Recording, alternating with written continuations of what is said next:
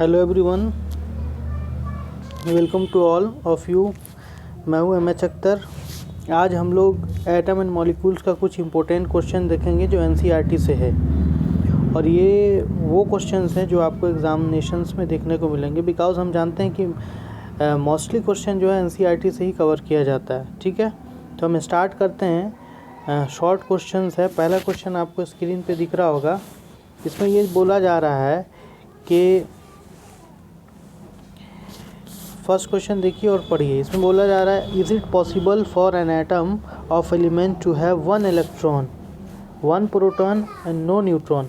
If so name the element. क्या यह possible है कि कोई एटम हो कोई जिसके पास वन इलेक्ट्रॉन हो, वन प्रोटॉन हो और न्यूट्रॉन नहीं हो? अगर है तो नाम बताइए। तो हमको पता है इसका आंसर क्या होगा कि हाइड्रोजन एक ऐसा एटम है, यानी हाइड्रोजन एक ऐसा एलिमेंट है जिसमें प्रोटॉन होता है, न्यूट्रॉन इलेक्ट्रॉन होता है, बट न्यूट्रॉन नहीं होता है। हाइड्रोजन का फर्स्ट आइसोटॉप जो है वो। हाइड्रोजन एक ऐसा एटम है जिसके पास न्यूट्रॉन नहीं होता है, तो क्या हो जाएगा? Hydrogen. Yes, it is true, hydrogen atom represented by, ठीक है, 1 जो ये आपका हो गया फर्स्ट आइसोटॉप। उसके बाद है write any two observation. 20 number question देखिए। Write any two observation which support the fact of atom are divisible. Write any two observation which support the fact atom are divisible. आप कोई दो ऐसा observation बताइए जो ये कहता है कि एटम डिविजिबल है। तो पहला तो ये हो जाएगा कि डिस्कवरी ऑफ इलेक्ट्रॉन, और दूसरा क्या हो जाएगा? Discovery of proton. इलेक्ट्रॉन और प्रोटॉन की डिस्कवरी के बाद ही लोगों को पता चला कि क्या है, एटम डिविजिबल है। पहले डाल्टन साहब का क्या कहना था कि डिविजिबल नहीं है। अब देखिए 21 नंबर क्वेश्चन ये बोल रहा है आपका कि विल क्लोरीन 35 और 37 have different valency, justify your answer. क्या क्लोरीन 35 और क्लोरीन 37 के पास डिफरेंट वैलेंसी होगा?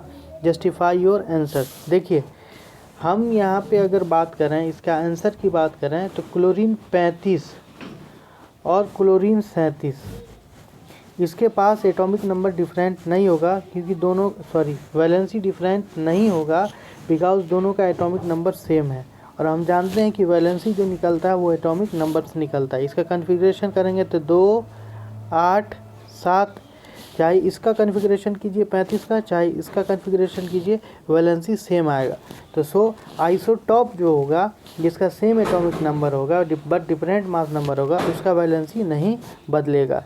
तो आपका क्या आंसर हो जाएगा कि no, chlorine 35 and chlorine 37 have no different valency because both are having same atomic mass, और वो आइसोटॉप है। क्लियर?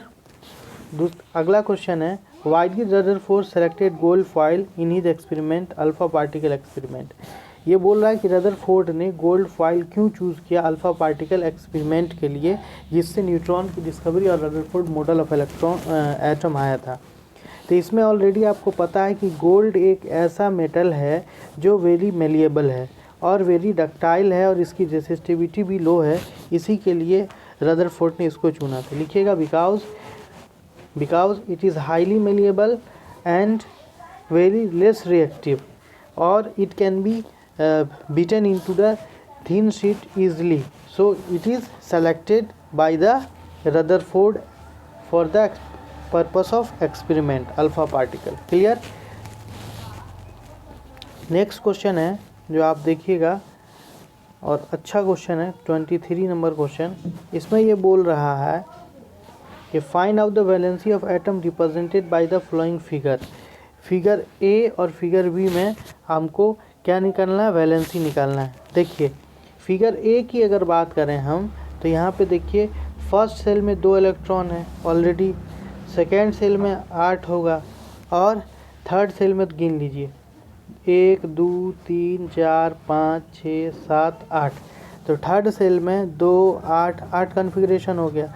अब लास्ट सेल कम्प्लीटली फिल है, तो इसकी वैलेंसी क्या हो जाएगी? ए की वैलेंसी 0 होगा। 8 - 8 करेंगे तो वैलेंसी हो जाएगा 0। ठीक है, 8 - 8 करेंगे तो वैलेंसी 0 हो जाएगा। और इसमें देख लेते हैं। देखिए, फर्स्ट सेल तो कंप्लीट है नीचे वाला, तो अब बाहर वाला सेल में गिन लेते हैं, 1 2 3 4 5 6 7 इलेक्ट्रॉन है। तो 7 इलेक्ट्रॉन है तो 8 माइनस 7 अगर करेंगे तो कितना आ जाएगा, वैलेंसी 1 आ जाएगा। वैलेंसी निकालने का लॉजिक पता है कि सबसे पहले कॉन्फ़िगरेशन कीजिए और वह एलिमेंट या वह एटम जिसके बाहरी सेल में 1 2 3 इलेक्ट्रॉन हो वही उसका वैलेंसी होगा। और इससे ज़्यादा अगर हुआ तो 8 माइनस, जैसे 4 है तो 8 माइनस 5 है ना, उसका कर देंगे। यानी मेटल की वैलेंसी उसका वैलेंस इलेक्ट्रॉन होता है, नॉन मेटल की वैलेंसी 8 माइनस वैलेंस इलेक्ट्रॉन होता है। क्लियर है, ये समझ गए। यहाँ पे आपको स्ट्रक्चर दे दिया है, उस पर वैलेंसी पूछ रहा है। अगला क्वेश्चन है, 1 electron is present in outermost shell of an atom X. कोई एक्स है जिसके बाहरी सेल में क्या है, 1 इलेक्ट्रॉन है। ठीक है, आगे बोल रहा है, what would be the nature and value of charge on the ion formed of if this electron remove from the outermost shell. कोई एलिमेंट एक्स है, मान लीजिए यही एलिमेंट एक्स है, इसके बाहरी सेल में कितना इलेक्ट्रॉन है, 1 इलेक्ट्रॉन है। मान लीजिए पहला सेल 2 हो गया, बाहरी सेल 1 हो गया, ये 1 इलेक्ट्रॉन पर वैलेंसी 1 होगा। अब ये लूज कर देगा तो एक्स क्या हो जाएगा, इस पर 1 चार्ज आ जाएगा +1। तो आयन कैसा बनाएगा, पॉजिटिव आयन बनाएगा, प्लस के लिए पॉजिटिव आयन जिसको केटायन बोलेंगे, और चार्ज कितना हो जाएगा, 1 हो जाएगा। क्लियर, ये अगर लिथियम हो जाएगा, सोडियम हो जाएगा, है ना। ठीक है, अब आगे चलते हैं नेक्स्ट क्वेश्चन पे। क्वेश्चन नंबर 25 देखिए, write down the electronic distribution of chlorine atom. Electronic distribution बोले या इलेक्ट्रॉनिक कॉन्फ़िगरेशन बोले, बात एक ही होता है। और आपको शेल कॉन्फ़िगरेशन करना है, KLMN वाला सब शेल नहीं करना है क्लास 9 के लेवल में। और उसके बाद बोल रहा है, how many electron are there in L shell. अब देखिए क्लोरीन का करते हैं हम लोग। क्लोरीन का कितना होता है, एटॉमिक नंबर 17। कॉन्फ़िगरेशन कीजिए, 2 8 7। ठीक है, ये हो गया K, ये हो गया L, ये हो गया M। ठीक, तो बोल रहा है कि L शेल में कितना इलेक्ट्रॉन है, तो बताइए L शेल में कितना इलेक्ट्रॉन है, 8 इलेक्ट्रॉन है। कॉन्फ़िगरेशन हो गया, क्लियर है, 2 8 7। कॉन्फ़िगरेशन आपको पता ही होगा कि K में 2 होता है, L में 8 और M में भी मैक्सिमम 8 ही रखते हैं। ठीक है, तो क्लोरीन का कॉन्फ़िगरेशन समझ में आ गया, 2 8 7, और उसके L शेल में कितना इलेक्ट्रॉन, 8 इलेक्ट्रॉन। M में पूछता तो क्या बोलते, 7 इलेक्ट्रॉन। K में पूछता तो क्या बोलते, 2 इलेक्ट्रॉन। क्लियर, आगे चलते हैं। नेक्स्ट है आपका, अच्छा क्वेश्चन है, अच्छे से समझना आप इसको। What information do you get from figure 4.4। ये फिगर है, इससे आप क्या इन्फॉर्मेशन लेते हो about atomic number, mass number, valency of atom X Y Z। Give your answer in tabular form. Tabular form में आंसर देना है, एटॉमिक मास, एटॉमिक नंबर। तो टेबल आप बना लीजिएगा, जैसे इस तरीके का आप टेबल बना लीजिएगा। थोड़ा सा इसको जूम कर दें ताकि आपको समझ में आए। ठीक है, ये इस तरीके का मान लीजिए टेबल बना लिए आप। एक में लिख दिए एटॉमिक नंबर, एक में लिख दिए मास नंबर, और एक में लिख दिए वैलेंसी। ठीक, अब X Y Z। ठीक है, अब X का एटॉमिक नंबर क्या होगा। अब एटॉमिक नंबर आपको पता है कि नंबर ऑफ प्रोटॉन या number of electron present in any atom is known as atomic number. तो इसका देखिए, X में 5 प्रोटॉन है तो एटॉमिक नंबर कितना हो जाएगा, 5 हो जाएगा X का। इसमें 8 है तो इसका एटॉमिक नंबर 8 हो जाएगा। इसमें 15 है तो एटॉमिक नंबर 15 हो जाएगा। नंबर ऑफ प्रोटॉन जो प्रेजेंट है वही एटॉमिक नंबर होता है। मास नंबर क्या होता है, प्रोटॉन प्लस न्यूट्रॉन। तो इसका मास नंबर क्या हो जाएगा, 25 और 16 31 हो जाएगा मास नंबर। इसका मास नंबर 10 8 8 18 हो जाएगा। इसका मास नंबर 6 5 11 हो जाएगा। ठीक है, उसी तरीके से अब बोल रहा है वैलेंसी ऑफ एटम। वैलेंसी, अब देखिए 1 2 3 इलेक्ट्रॉन बाहरी सेल में आपको दिख रहा था, इसका तो 3 हो जाएगा वैलेंसी। इसका कितना हो जाएगा, 1 2 3 4 5 6 दिख रहा था, इसका 8 माइनस 2 कीजिए, 8 माइनस 6 कीजिएगा तो इसका वैलेंसी 2 हो जाएगा। और इसका वैलेंसी 1 2 3 4 5, इसका वैलेंसी 3 हो जाएगा। उसको टेबुलर फॉर्म में अरेंज कर देना है, जैसे यहाँ पर देखिए अरेंज किया हुआ है। देखिए यहाँ पे X Y Z ले लिया, और atomic number, mass number, valency. 5 8 15, 5 8 15 proton. थोड़ा सा और नीचे कर लेते हैं, समझ लेते हैं। देखिए 5 प्रोटॉन 8 9, तो एटॉमिक नंबर ऑफ प्रोटॉन से ले लिए, ठीक है। मास नंबर दोनों को जोड़ दिया, 6 5 11, 8 10 8 18 और 31, ठीक है। और वैलेंसी इसका कितना 3, इसका कितना 2 और इसका बोल रहा है 3 और 5। आप 5 है, 5 - 8 कर दीजिएगा, ये वैलेंसी हो जाएगा। क्लियर। बढ़ते हैं अब अगले प्रश्न की तरफ। अगला प्रश्न है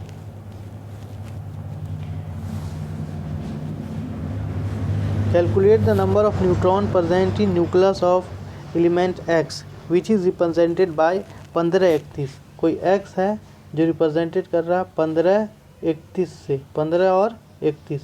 न्यूट्रॉन पूछ रहा था, हमको पता है यहाँ पे क्या है, प्रोटॉन है, और यहाँ पे क्या होता है, मास नंबर होता है। तो A बराबर होता है N + P। अब A हमको मालूम है 31 है, और न्यूट्रॉन निकालना है, प्लस प्रोटॉन कितना हो गया 15। तो N बराबर क्या हो जाएगा, यहाँ से N बराबर अगर करते हैं तो N बराबर ये इस तरफ आ जाएगा 31 और -15, तो ये हो जाएगा आपका जो हो गया 16 आंसर, ठीक है। A बराबर N + P, जहाँ A क्या है एटॉमिक मास नंबर, A क्या है मास नंबर, N क्या है नंबर ऑफ न्यूट्रॉन, P क्या है नंबर ऑफ प्रोटॉन।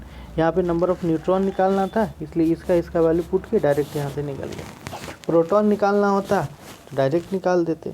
ये याद रखिएगा कि यहाँ पर जो X है यहाँ पे एटॉमिक नंबर होता है और यहाँ पे मास नंबर होता है। यहाँ पे Z, यहाँ पे A। एटॉमिक नंबर जैसे X, यह Z को एटॉमिक नंबर से और मास नंबर को A से डिनोट करते हैं, ठीक है। अब अगले क्वेश्चन की तरफ बढ़ते हैं। नेक्स्ट क्वेश्चन है आपका, देखिए 31 question number. The atomic number of calcium and argon is 20 और 18 रिस्पेक्टिवली। किसका, Ca का कितना है, कैल्शियम का हो गया 20, आर्गन का हो गया 18, Ar आर्गन, ठीक है। But the mass number of both these are element 40। Mass number कितना है दोनों का 40, ठीक है। What is the name of such pair of element. देखिए different atomic number same mass number अगर हो तो उसको क्या बोलेंगे, आइसो बार, ठीक है। और same atomic different mass number हो तो उसको आइसोटॉप। तो ये पेयर क्या है, ये पेयर जो है आपका, ये पेयर है आपका आइसो बार। अब ये देखिए यहाँ पे दिया हुआ है, complete the table on the basis of information available in this given below. इसका हमको कंप्लीट करना है। जैसे क्लोरीन 35 37 है, तो क्लोरीन 35 37, तो क्लोरीन के लिए NP पूछ रहा था, नंबर ऑफ प्रोटॉन और नंबर ऑफ न्यूट्रॉन। तो प्रोटॉन न्यूट्रॉन है तो 35 है, तो प्रोटॉन कितना हो जाएगा 17 हो गया। अब उसमें कितना जोड़िएगा जो 35 हो जाए। देखिए क्लोरीन 37 है तो प्रोटॉन तो हो गया 17, ठीक। न्यूट्रॉन निकालना है, मास नंबर दिया हुआ वहीं से कैलकुलेट करिए। कार्बन 12 है तो प्रोटॉन कार्बन में कितना हो जाएगा 6 हो जाएगा, और न्यूट्रॉन क्या हो जाएगा 6 ही हो जाएगा। उसी तरीके से 35 81 है तो प्रोटॉन 35 और 81 - 35 कीजिएगा, 81 - 35 कीजिएगा, तो जो आएगा वो आपका हो जाएगा न्यूट्रॉन, ठीक है। ये हो गया आपका 17 6 है ना 35, और यहाँ पे हो गया 18 6 46। समझ में आ गया। A बराबर N + P वाला फार्मूला लगा देना है। A बराबर N + P, A बराबर N + P। अगला आपका helium atom has 2 electron in its valence shell but its valency is not to explain. देखिए हीलियम एटम के बाहर सेल में 2 इलेक्ट्रॉन है, बट इसकी वैलेंसी 2 नहीं है, बिकॉज हीलियम एटम का जो फर्स्ट या लास्ट ऑर्बिट है कम्प्लीटली फिल है, सो इट है वैलेंसी 0, ठीक है। और ये ड्यूप्लेट पूरा करके स्टेबल हो जा रहा है, इसीलिए इसकी वैलेंसी 0 है। कोई भी एलिमेंट जिसका लास्ट ऑर्बिट फुल हो उसकी वैलेंसी 0 होता है, सो हीलियम हैव ऑल्सो। देखिए helium atom has 2 electron in outermost shell and its duplet is complete, यानी के shell is complete, hence its valency is 0। ठीक है, नेक्स्ट क्वेश्चन की तरफ चलते हैं। 35 number question, an element x has a mass number 4 है और एटॉमिक नंबर 2 है, right the valency of this element. Valency क्या हो जाएगा, 0 हो जाएगा। जिसका 2 है वैलेंस इलेक्ट्रॉन 2 है तो वो तो कम्प्लीटली फिल होगा, और 4 है तो प्रोटॉन भी, और ये एग्जैक्टली बात किसका कर रहा है, तो हीलियम का कर रहा है। क्लियर। नेक्स्ट क्वेश्चन की तरफ चलते हैं हम। बोल रहा है why do helium neon argon have 0 valency. Because क्या आंसर हो जाएगा, because helium neon argon all have outermost shell is completely fill, और जिसका outermost shell completely fill होगा उसकी वैलेंसी 0 हो जाएगा। अब मान लीजिए हीलियम का आप कन्फिग्रेशन कीजिएगा तो 2 होगा, नियॉन का कीजिएगा Ne का कीजिएगा तो 2 8 होगा, और आर्गन का कीजिएगा Ar का तो 2 8 8 होगा। अब देखिए के में 2 रहता, के कंप्लीट, एल में 8 रहता कंप्लीट, एम में 8 रहता कंप्लीट, तो सबका तो आउटर मोस्ट सेल कंप्लीट है ना।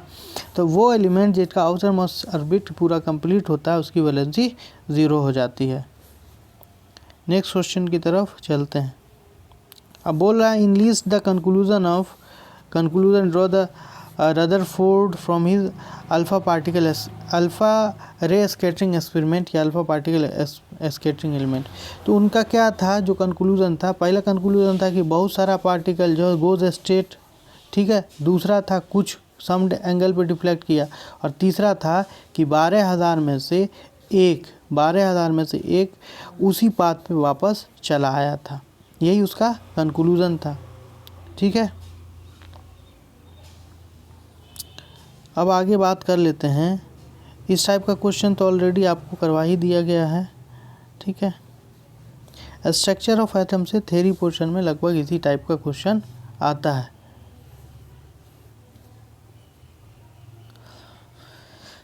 अब नेक्स्ट लेक्चर में हम कुछ न्यूमेरिकल मोल कॉन्सेप्ट से रिलेटेड देखेंगे। Thank you. ज़्यादा से ज़्यादा लोगों को शेयर कीजिए, समझ